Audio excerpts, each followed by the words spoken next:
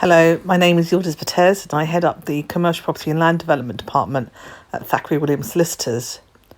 Today I would like to talk about selling your land, whether it's commercial or residential, and how to go about obtaining the best possible return on your asset. Landowners negotiating the sale of their land, be it residential or commercial, will naturally want to achieve the best possible price. However, sometimes the best price may not be achievable until the future, for example, when planning permission is pending for a more profitable use, or if there is potential for development but planning has yet to be explored. By including an overage clause in the sale contract, landowners can ensure that they do not miss out on a lucrative development deal in the future. And this is especially important now the planning legislation is changing to make the conversion of commercial to retail easier, and also with regards to the extension of permitted development rights. So what is overage? Overage is a sum of money the buyer is required to pay to the seller, representing a share in the increased value of the land, which becomes payable when a trigger event happens, such as the grant of planning permission or possibly the implementation of permitted development rights. Overage is not always appropriate unless you are selling with the specific intention of the land being developed or it has potential to be developed. You will need to assess the likelihood of any such development in the future. The cost of negotiating overage provisions could outweigh any benefit and may affect the price the buyer is prepared to agree at the outset. It is important that you are properly advised by a commercial surveyor, as we cannot advise on the commerciality of a deal, and they will advise you as to the best possible price, plus whether an overage is agreeable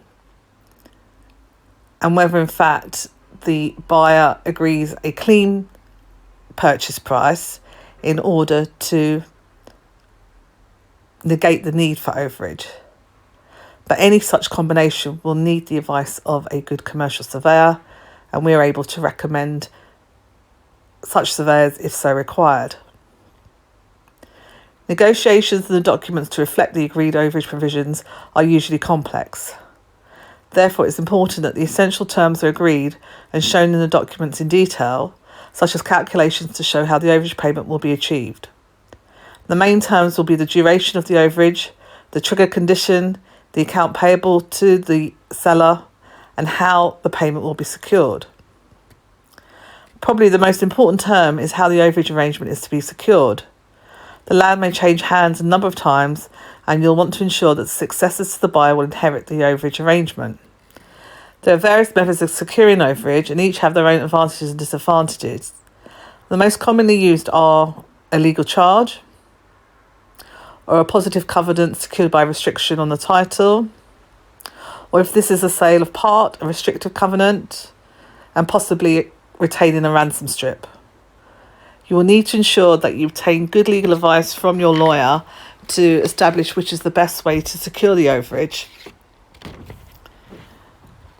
So in short, before negotiating any sale, it's important to assess the features of the land and the possibility for development in the future, and what overage provisions are appropriate in addition to securing the best sale price.